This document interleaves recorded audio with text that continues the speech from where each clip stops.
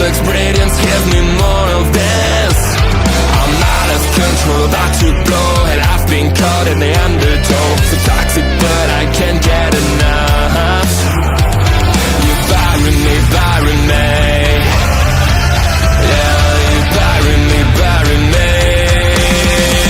You've got me hypnotized, push me out of myself. You've got me hypnotized. I can see, I can hear, going crazy, but the light has got me hypnotized. You've got me hypnotized. And there you are at my hand again.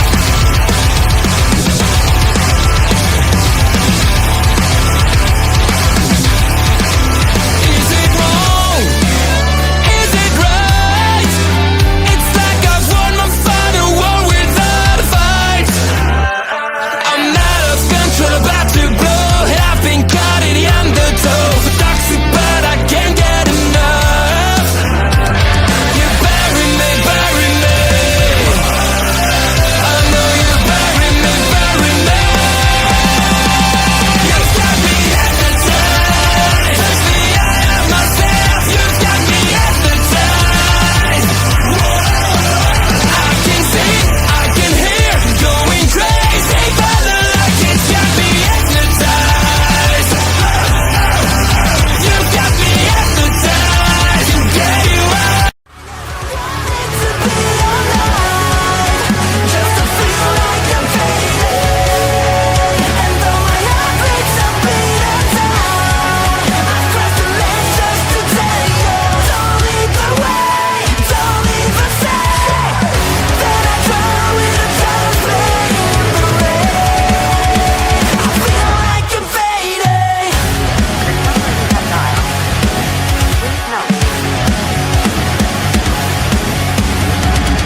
Come on, give it all you got. It's trying to save me, but you're making it all worse. Every time you hear these words, I'll be down the road, cause I know the odds are better on my side. Why don't you try to be wise? Maybe I'm calling you dry. I never wanted to be alive, just to feel like I'm fading. And though my heart breaks a beat at time, I've crossed the ledge just to tell you, don't lead the way, don't even say that I draw with.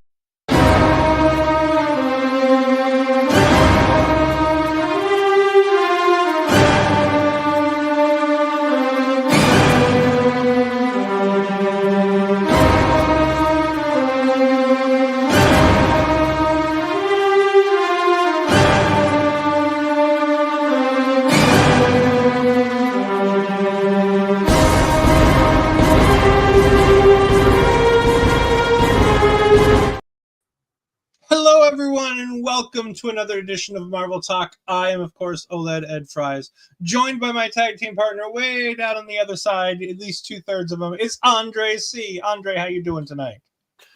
I'm doing absolutely phenomenal. I'm very, very sore. I hurt, not as much as John Moxley's back after getting a spike bat in it, but I'm okay. I'm doing good. Watching a pretty good episode of Daredevil twice. I'm happy. Yes, and of course, we are joined. Did I lose his audio? But But that's I okay. think we just Trust me, you don't want to be me. Ed. We just kicked back in for me. Okay, yeah, I have him now. I think you just introduced me, so hi. Yes, I did. Sorry. I said Peggy's back. Thank you very much for filling in for me last week. I greatly appreciate it. It was a much needed night off. I was turning off my VPN because once we go live, it doesn't like the VPN. No worries. Yes, no worries. I am back. 56K. Thank you for having me, though. Upside down. Is that the ripped up? That's the ripped up STG sign. Oh. Okay. He That has is the the other rip- new one. And repaired. You need a new I one. did make a new one. I just didn't want to use it today. Okay. Okay. Well, we're here to talk about Sic Semper Systema, Mhm. which is episode 4, directed by Jeffrey Nachmaninoff, written by Feige, David, not Kevin, Oh, and Jesse is that his kid? Whitlow. I have no kid? idea who David Feige is. I just know that it's spelt the same way. He's a legal commentator. So I think he was there to do law stuff, which is funny because there's no law stuff in this episode. I was just gonna say that seems like not the thing. Yeah. Yeah, it seems like a weird guy to have write this, but he's an American lawyer, commentator, and author. Well, there was the point where they're in the courtroom dealing on the. So yeah, I guess there's a little bit, but nothing heavy. Mm-hmm. Yeah, no, because basically, All light. It's fine. It's fine. He seems like a lovely guy. He was part of a wonderful episode, so I'll give him the pass and say good job. Because I thoroughly enjoyed this. Andre already said that he thought it was a really good episode. Peggy, what did you think? I thought it was great too. I'm super excited for the 2 reveals that we got. So I'm really looking forward to see where this goes. I think we should just jump right into the biggest portion of this episode, and then we can kind of go back and talk about some of the other stuff. Sure. John A Bernthal. guy getting arrested for stealing caramel corn. That is the. We're not going to talk about the Fiddle Faddle Theft Man. No, we're not talking about Fiddle Faddle Theft Man. I have never heard of Fiddle Faddle in my life. No, that surprises me. I usually have. I eat that one with the little guy in the red and Cracker Jack. Cracker Jack. That's the one I eat. I've never heard of Fiddle Faddle ever. I thought that was Fiddle Faddle is good. It's not Cracker Jack's level, but it's good. I enjoy it. It's the thing that Fiddle Faddle has that we saw in this episode is it has flavors. That's the thing that makes Fiddle Faddle different. Is it's a caramel corn with some flavor and some variety, whereas Cracker Jack is just the same thing. Andre, have you heard of? I think it's called Crunch and Munch. It's basically Canadian version of Fiddle Faddle. Mm-hmm. Oh, okay. Yeah, I've heard Crunch and Munch, but I didn't know. Okay. I'm learning things today. Andre does love to learn. I learned stuff last week. I learned stuff on Sunday. I learned stuff every Sunday when the boys talk about the footy. So, and I'm teaching about F1 now. So, oh goodness, there we go. STG's got it. Talking about people that we got to get reintroduced tonight. Frank Castle, John Bernthal, makes his first appearance in this show. Looking disheveled as can be, living in seemingly a sewer. Yeah, like what was that about? In the seedy underbelly of an apartment building. There he is. There's our man. Still good looking. Yeah. I love this for a variety of reasons. But the biggest reason I love this is because they use the Punisher to hold a mirror to Matt. Mm-hmm. And it's such a unique way to reintroduce him to a larger Marvel universe. Because there's a portion of the audience in the MCU that doesn't know who the Punisher is. Yeah. And at least this Punisher, this Frank Castle, the John Bernthal Netflix version of Frank Castle. And I think it was a really cool way of giving us a look into who he is, what he's doing, and why he's here. And using him to show Matt the darkest sides of Matt's psyche that Matt's repressing. I love that. Like the whole speech about how he's talking about, you hear him, don't you? And it's like, well, I hear my son every time. And it's just that I love the beauty of that. And that Matt is now so broken. He's pretty much on the level of broken that Punisher has been in season 2 and hit both his seasons. It's poetic. It's almost beautiful to see that he won't say Foggy's name. The best part was that he keeps saying, "Say his name, say his name." All I could think was Dave Bautista. Give me what I want. Give me what I want.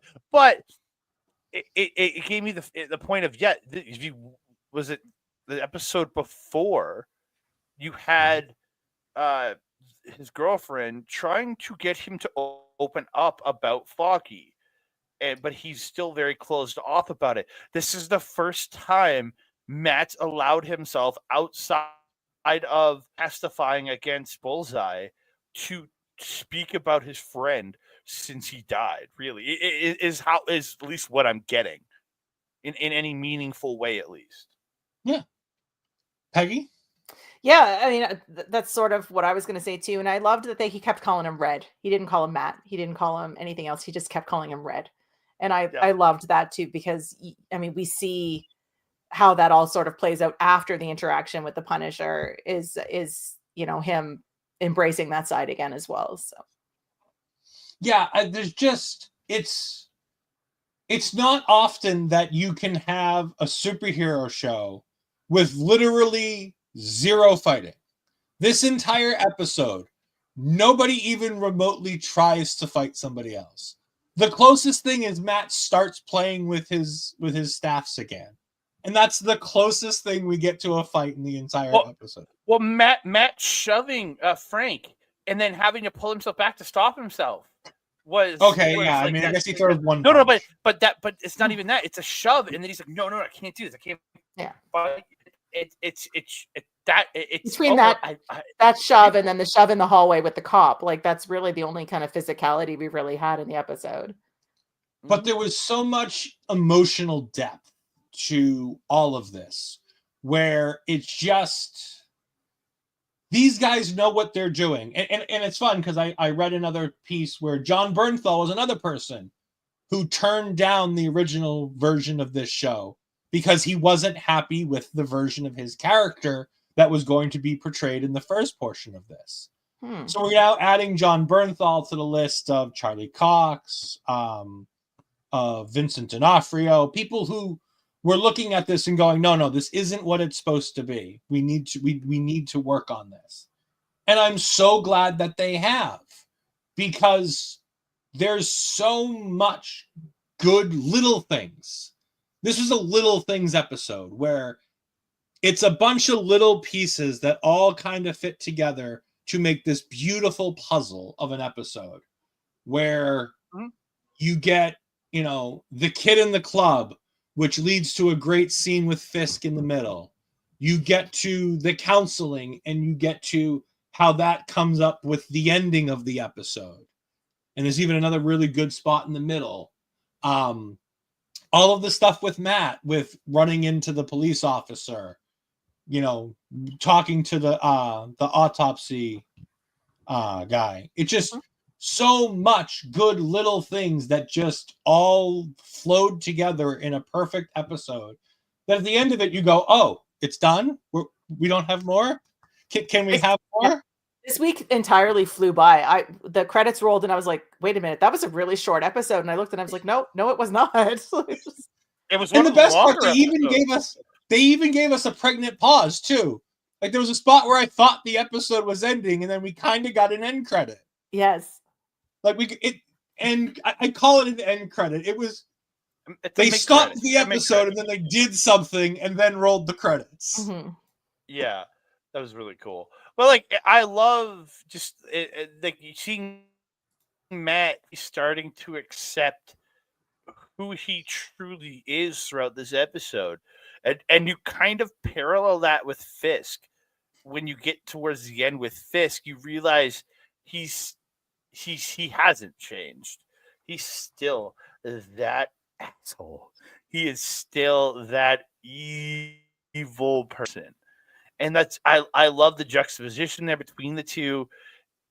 And I just it was such a well done story to parallel off each other. Because Matt's trying to save a guy while Fisk is trying to change things, being told he can't, and Matt can't save a guy because he's being told, no, you can't save him. He's going to jail. It's, again, the parallel there. It's all works so well. I mean, I think that's what it plays back to the title of the episode, right? That the systems will fail, the systems will fall. Mm-hmm. So you have both systems, whether it's Fisk and his political system or Matt and his legal system. Yeah, I love the. And again, another cool thing is we have this really pointless B story. Or maybe it wasn't even a C story in this episode because there were so many little stories in this episode. Mhm. But as Andre said, we had the guy who gets arrested for stealing 5 boxes of fiddle faddle. And he wants probation, but he's a lifelong, like, petty criminal. We did get a mention of the Skrulls, though. We did get a mention of Skrulls in this scene. Which was so weird. Yeah. Because like me and Ed are like two of the only people on this planet that actually like the Secret Invasion, and then they bring up Skrulls. I'm the third then. Okay, so we are the only 3 people on this planet that actually enjoyed Secret Invasion, and I'm sitting there going, "Oh my God, Skrulls! Bring back Secret Invasion season 2 is confirmed." Did you see Matt immediately shut it down? Though he's like, "No." Just like, no. We're not doing. That's Kevin Feige's way of saying, remember the Inhumans? Yeah, no, we're doing the exact same thing with Skrulls that we did with Inhumans. They don't exist. Oh, it disappoints me so. So Matt meets with this guy, and this guy's like, "No, I'm not going to jail again. I need probation. I don't care what you do. We got to get probation." Matt's like, "Look, they have all the evidence they need to convict you. You're going to jail. I can reduce the amount of time you go to jail, but that's it." And he goes and meets with the lawyer lady, and there's a give and take, and there's a little flirting. And at the end of the day, this is where I realize I'm an idiot because talking about Latvia and Independence Day or whatever it is, Latvia Day, and I message Ed this evening going Latvia in all caps, and he's like, it's not Latveria. I'm an idiot because I got it confused with Latveria. Yeah, I'm so dumb. I was like, what? 2 slightly different places. There's an ER in that one that, yes, it is not. We're not connecting Doomsday just yet. I was did like, love oh my God. in this whole scene though that Matt is like, dude, you had probation like 11 charges ago. Like, how many days do you think you're getting away with here? Like. And he got a really good, like, to be honest, 10 days. 10 days, 3 served. All you need to do is a week. Yeah. Like, at the end of the day, you'll be out by Friday.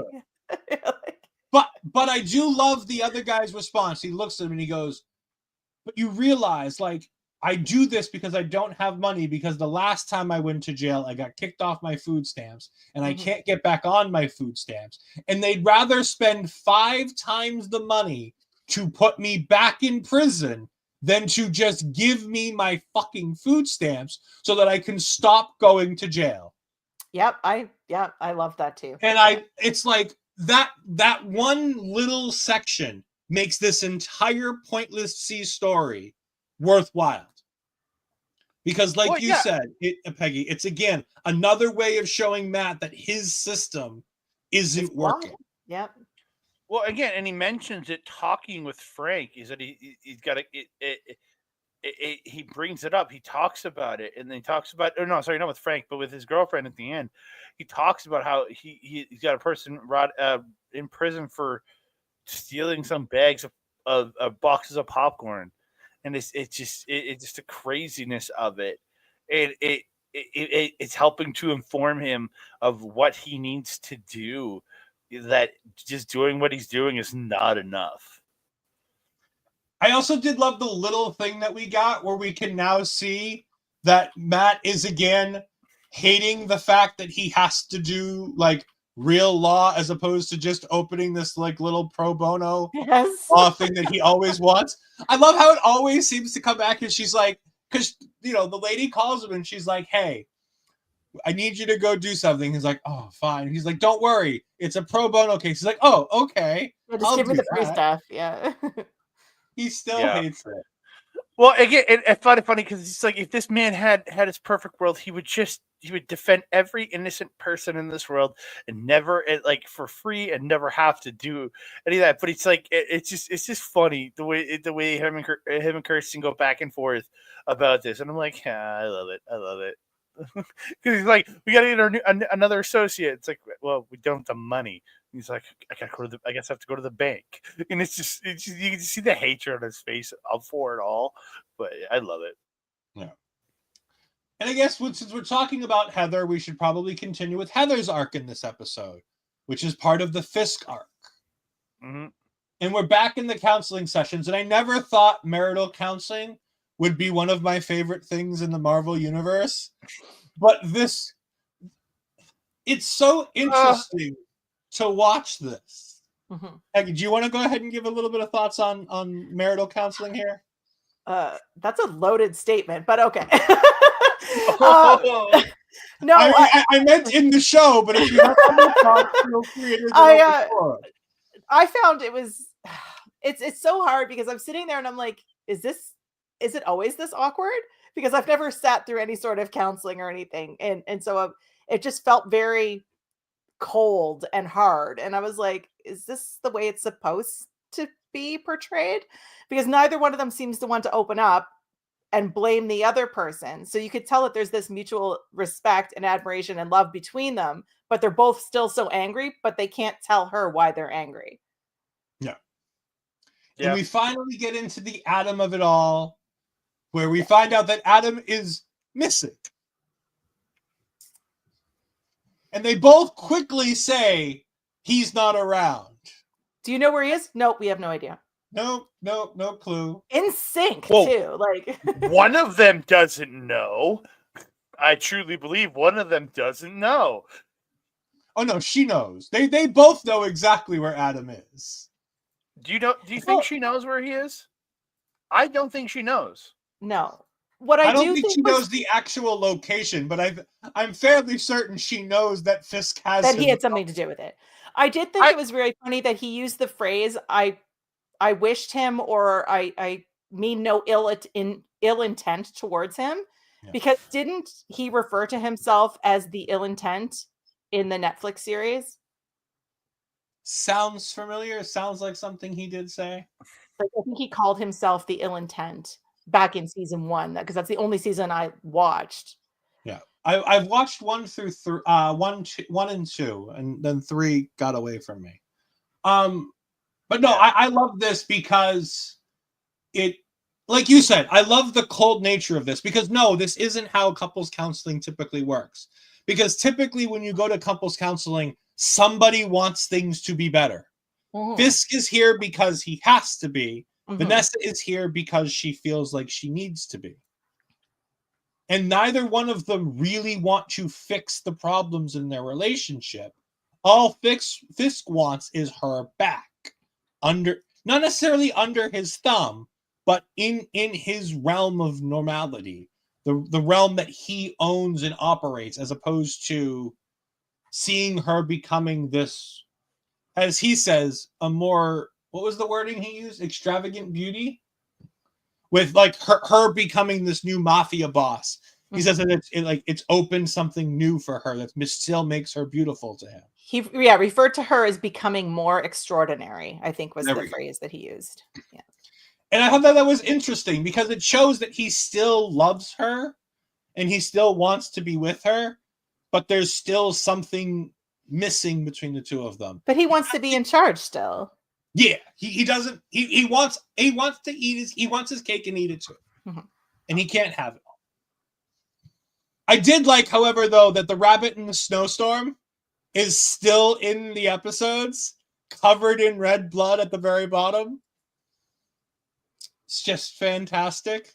And I don't remember if it was covered in red blood in the Daredevil Netflix version, or in my own head, I want to imagine that that's Adam's blood from where Fisk ran him up against it because he was cheating with Vanessa, and that painting is the epitome of Vanessa to Fisk. At least it was before.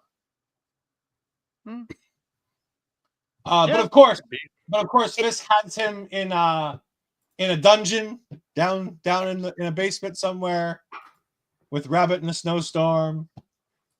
He's having this great discussion while he just eats this wonderful dinner.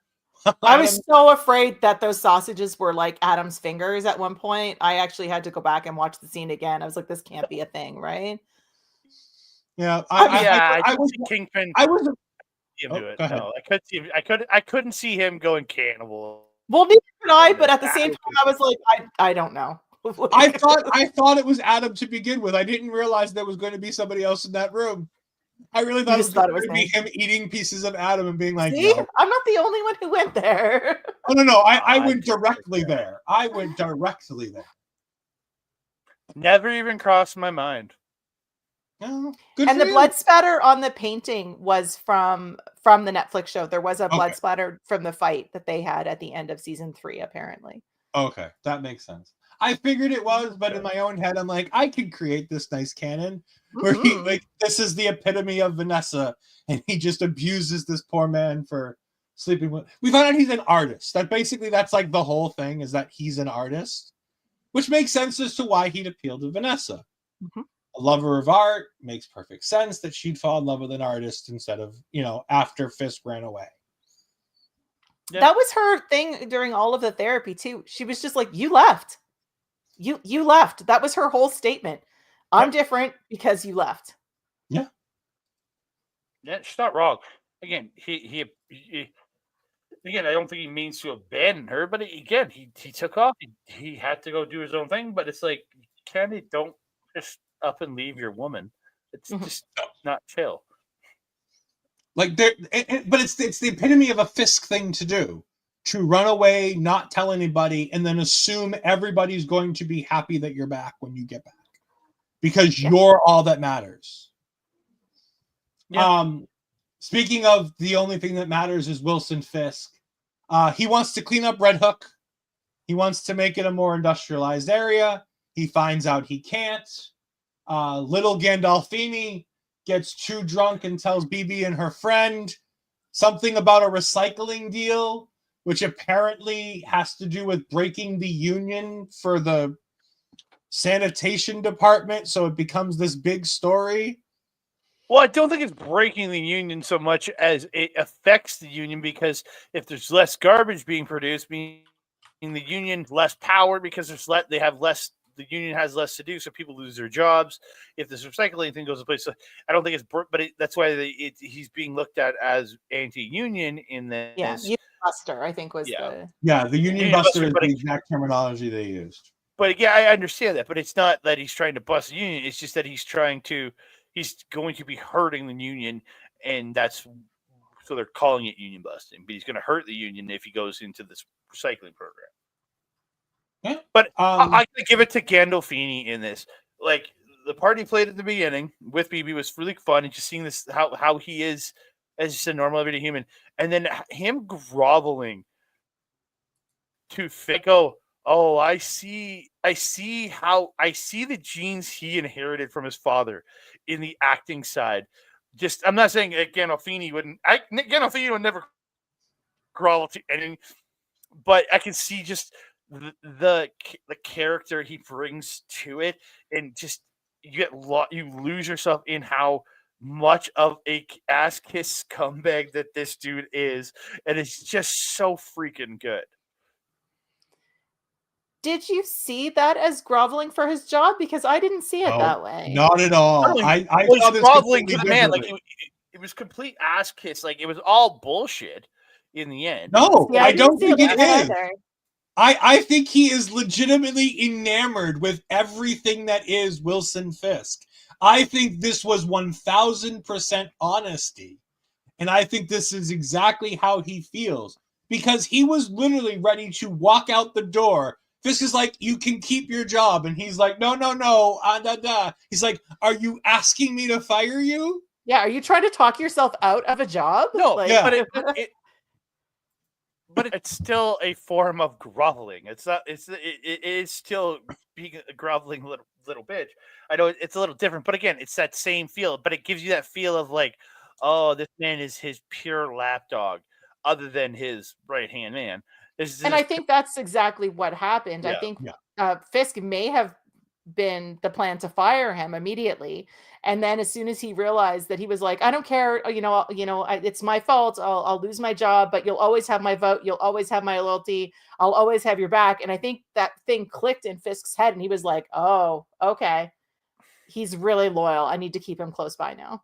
I have a new Wesley. I saw that as I have a new Wesley.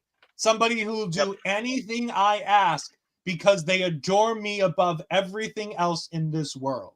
Mm-hmm. Yes, it was entirely groveling, but it wasn't groveling as being like, I'm lying, I'm saying whatever I need to do to save my skin. It was him coming out and almost talking to his patron saint.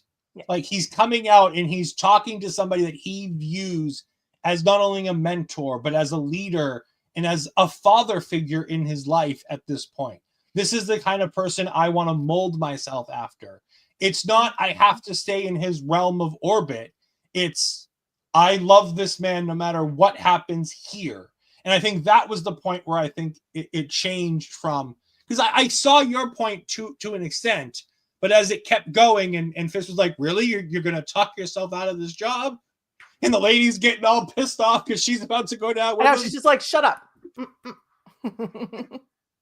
But again, I love this because it shows, again, it's all about the little things. It's great writing, which Andre and I, you and I have talked about in countless different Marvel talks for countless different series, about how these Disney Plus shows get this freedom to really get to have this soliloquy dialogue that really amps up moments in a show that would get tossed aside or never seen or on a cutting room floor if Daredevil Born Again was a movie.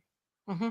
Absolutely. Okay, when you can do 9 hours versus 2, it makes a big difference in how far you can explore into these people and just into the most random side character.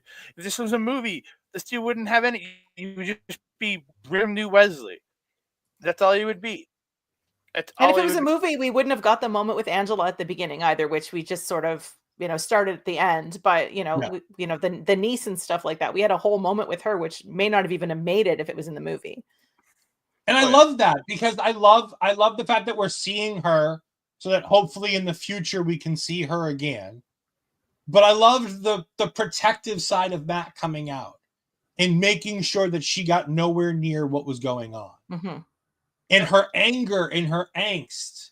And again, it's another mirror to Matt. But she doesn't know she's the mirror. Whereas John Bernthal was the mirror that he was holding. She's a mirror that she didn't know existed. She's the anger and the pain and the frustration that Matt has inside of him that he's holding together. And she's just not old enough and too raw at the moment to deal with that pain. And it's a really great moment. And it takes all of 2 minutes. Mm-hmm. But it just shows the little things that can be done if you give these shows a cohesive showrunner who can look at things like a television show and not producing a Marvel project. And this goes back to the old Disney Plus shows versus the new stuff. If this is what the new side of Disney Plus is going to look like, I'm very excited. Because this is the stuff I want to see more of. A constant story with a variety of directors, but it's the same 5 or 6 people with the exception of episodes 2 and 3, where they have to do all the White Tiger stuff because unfortunately you only have so much footage with Kumar. And again, that comes from, and that a lot of that came from those first few episodes that were filmed before they restarted in 2024 because he would have died at the end of 2023. So the Michael Cresta and the Chris Ord stuff and the Matt Corman stuff, that's all 2 and 3. That's all that stuff. And again, they're using that stuff in telling a great story without needing to use that footage again, which is fantastic and wonderful. And then, of course, we had, as I talked about earlier, is there anything else we want to do? Or do we want to go to the end credity pregnant pause thing that I talked about? Yeah, it's like again, it showed Fisk, and then again the Fisk with eating with Adam captured while Matt's doing his going. He looks at all the masks, and I'm very sure the She-Hulk mask was there, but I'm not totally sure. It had to have been. Come on, it's one of those masks. Yeah, no, it's there. It's there. Yeah, I'm pretty sure I saw it. and then doing when he pulls out the thing and starts swinging around, I'm like, oh my god, we're gonna get him suited up in the next one of the next 2 episodes. Yeah. Now, I watched something, and I want to bring it up to you guys because I want to see what you guys think of this. I forget which reactor I was watching that talked about this, but when Adam is screaming, "Let me free, let me out," and they keep flashing between Fisk sitting at the table, kind of like thinking about being Kingpin again. And you have Matt at that same moment as Adam's yelling, and they have the vocals of him yelling over the footage of Matt doing the Daredevil stuff again and starting to embrace that side. And all you hear as he gets ready to throw that thing out is "Let me free." Yes. And I was like, that's the perfect ending. And then they do the pregnant pause. They wait like 3 seconds, but we get more. And that's where I thought the end was too. And then I was like, oh, Me too. okay. Yeah, I thought the We same then thing. get introduced to a character that's kind of been here all along, like Agatha. Okay, It's been all they along. showed him remember they showed him at the start of the episode.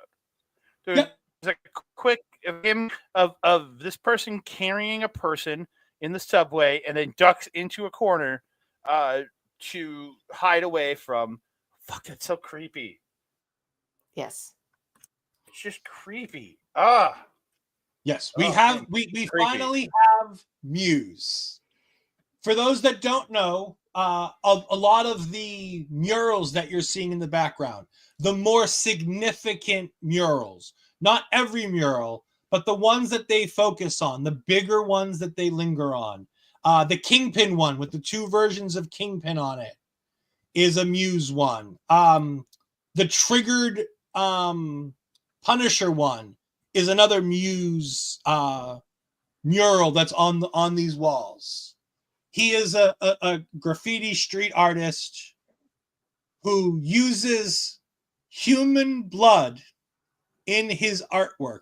Now that's something that they've alluded to, but I can go from this because I know a little bit about this. I did a little bit of research. A lot of the reds he's going to be using. Remember when he stuck that thing at the very end of this episode and started pulling out the blood? Mm-hmm.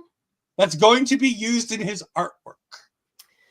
I mentioned Andre earlier today. Is this the first time we actually saw Muse's name on the graffiti? As far as I know, yes. Focused on it.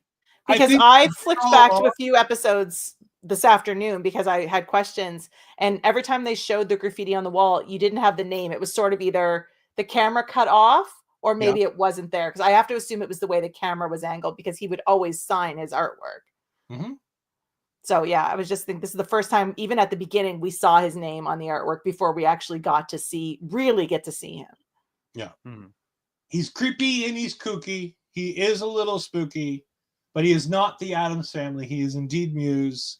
I'm very excited to see where this goes, because we finally have a villain. Well, again, we've had a villain, but he's a villain who's seeing the villain. Like, I want to see how he finds how Matt finds his way to Muse, and I think that's what we're going to get next week with a double episode. I think we know, though, if you guys watch the credits. So the credits started. I apologize. So the credits gave us. So do we want spoilers? Yeah, so, do it.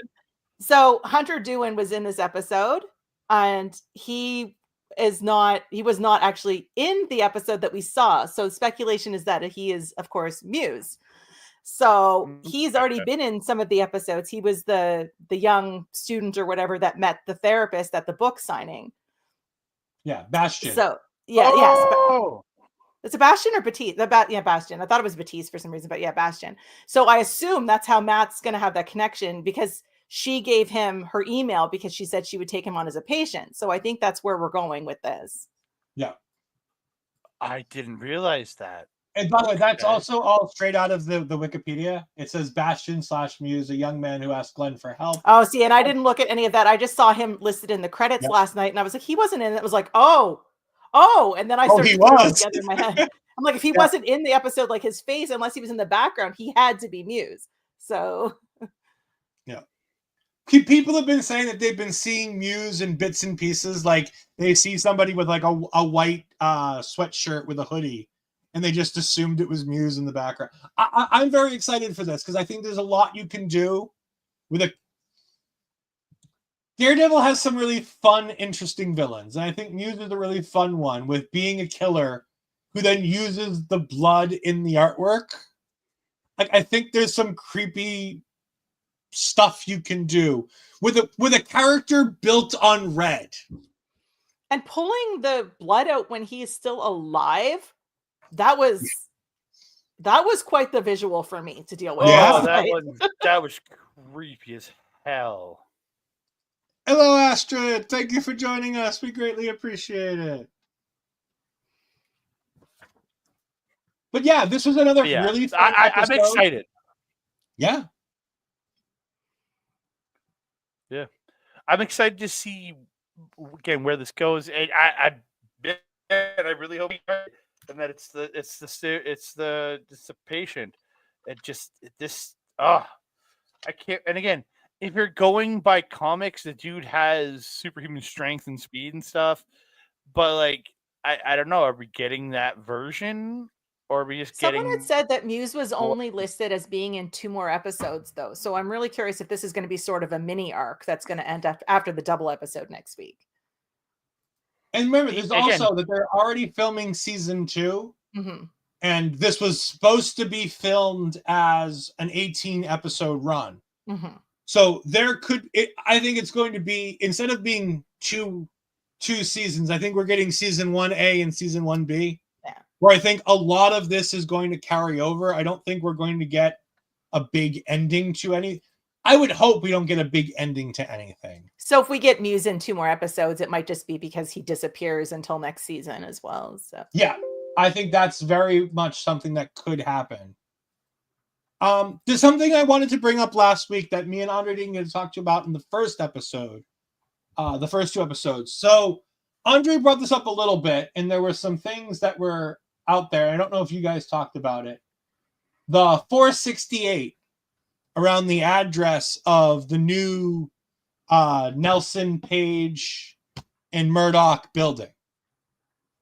No. So there's an Easter egg in the very beginning of episode 1 where they're coming out of the office and they're walking down the street.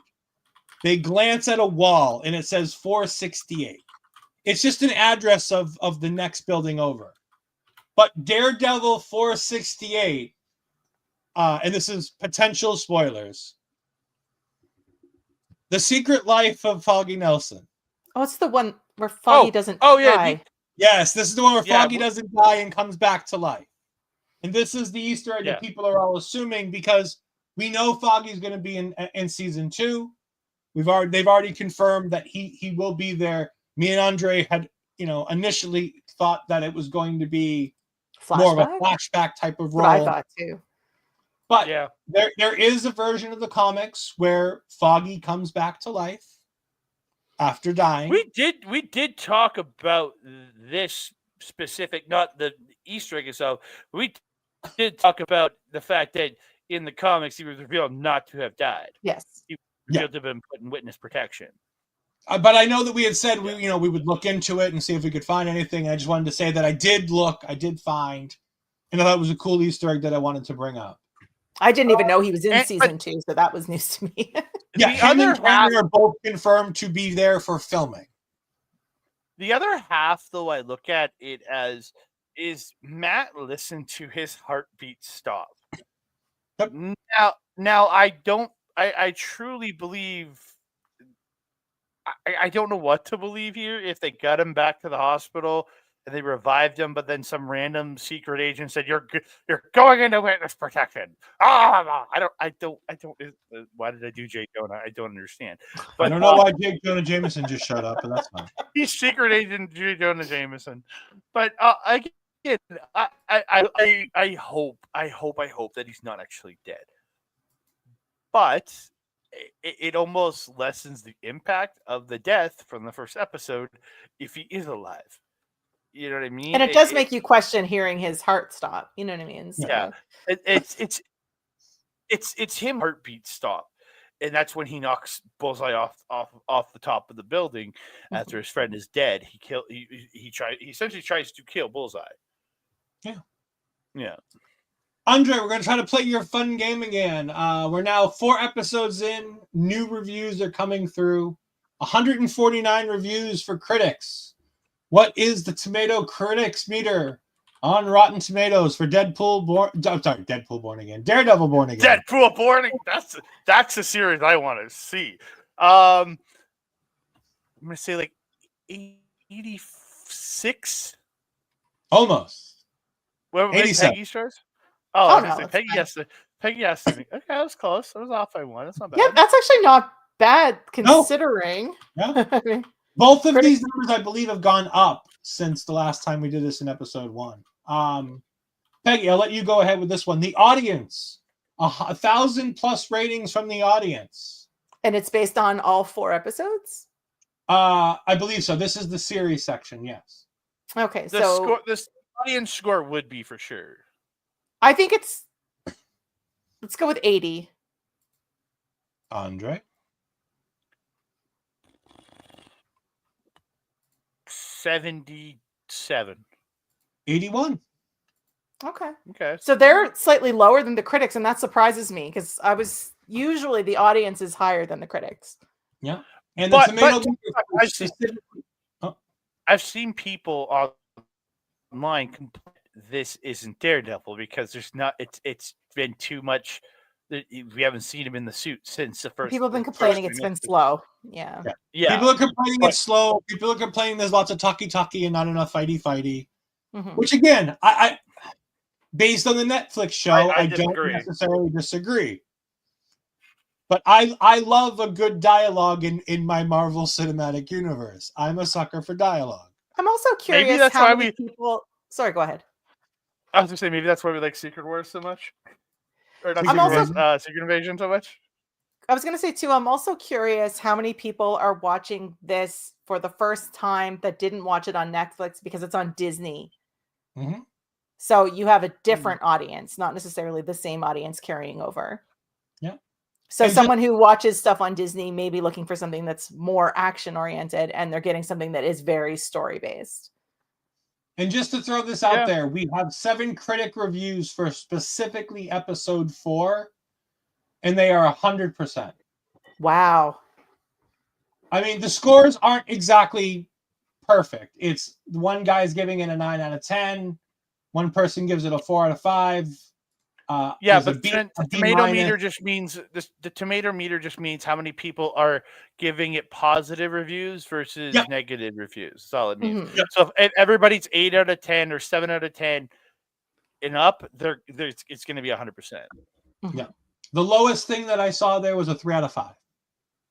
Which again, still a positive review. Yeah. So that was episode 4. We're very excited. Just to reiterate, Andre will be back next week. I will most likely not be back next week. I'm having surgery on Monday, so I'll be out for both taking over, definitely.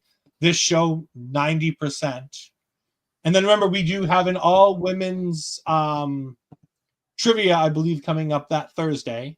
Wow. For Ring Respect Radio. So I'm almost certain that's what Bobby's still doing. I know that was the plan in the beginning of the month. I'm going to assume it's the plan. He mentioned on Sunday that he's doing his women's history, all women's, other than him and Papa Smokes. Well, yes, because they have to be there. But all the other contestants will be women. So at least on screen. In the chat, men in the chat, you're more than welcome to come join. Try to win if you can. But we're trying to, we're doing some fun stuff here. Peggy, tell the good people where they can find you this upcoming week. The rest of the week, I'm actually not doing anything online for content, but you can find me online, Twitter, Instagram, Threads at _Ophelia_Payne. On Blue Sky, it's just Ophelia Payne at Blue Sky. I'm there more often than I'm not. And then next week, I'll be back doing watch-alongs for Raw, NXT, and Dynamite. And here on Wednesday, I think, with Andre. Yes. I was hoping that Andre would pull you in for Wednesday. Yes. Yes, I got her to. I convinced her to do it last week. So Yes. Last week was a bit more haphazard than this week, so thank you again. And like I said, open invitation, Peggy. You're free Thank any you. weekend.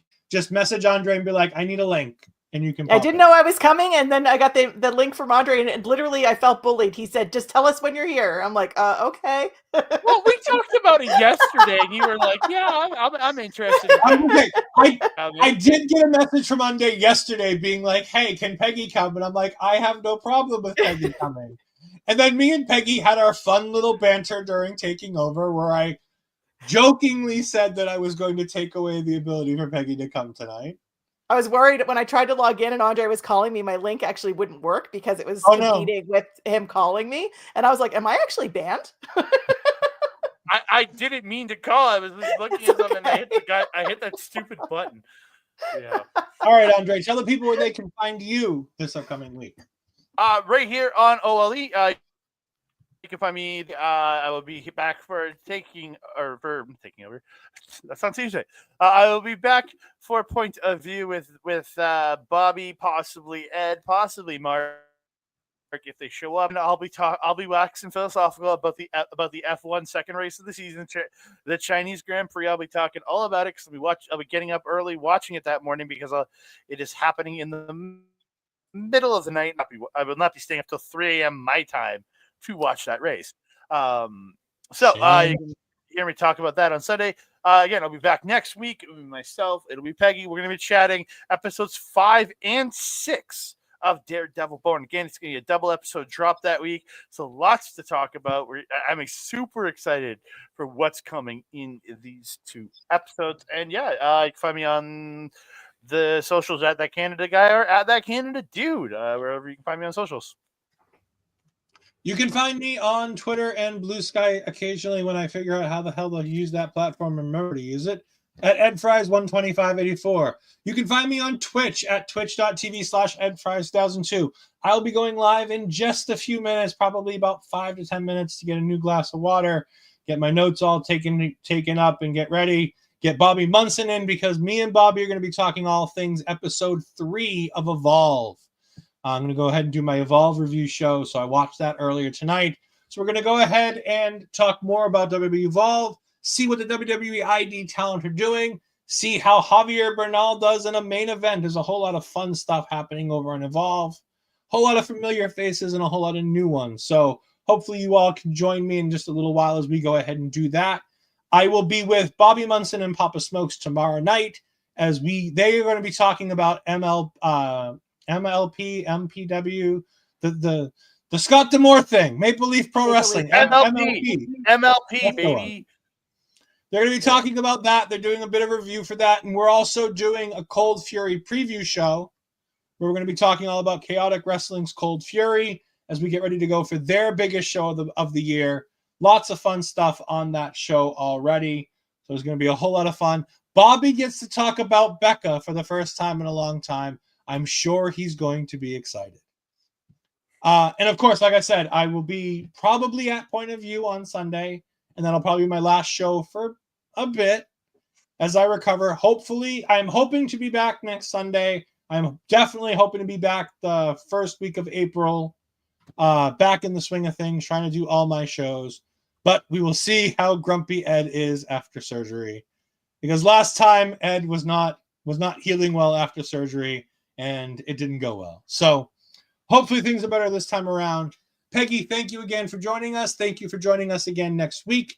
I greatly appreciate it. And of course, everybody, make sure you go ahead and follow our local establishment at all these wonderful places at Ole Podcast, capital OLE and P, on almost all of your social media platforms, YouTube and Twitch at our local establishment. You can find us there. Make sure you go ahead and give us a like and a subscribe on the videos that you watch on the YouTube side. Make sure you go ahead and give us a follow on the Twitch side. And if you feel so inclined, go ahead and give us a subscribe on the YouTube side so that we can keep dispersing money between Bobby and Astrid for all the wonderful graphic work that we get to do through Astrid's Canva and Bobby's wonderful use of the StreamYard platform, which lets us do all these fun shows without making Ed have to figure out how to use OBS, because Ed really doesn't want to figure out OBS. I don't want to touch that system. No. No. I tried to learn when I first started doing this. Mike tried to teach me, and I went, "This is stupid," and I found this. Yeah. Thank you all for joining us. We greatly appreciate it, and we'll see you next week. Goodbye.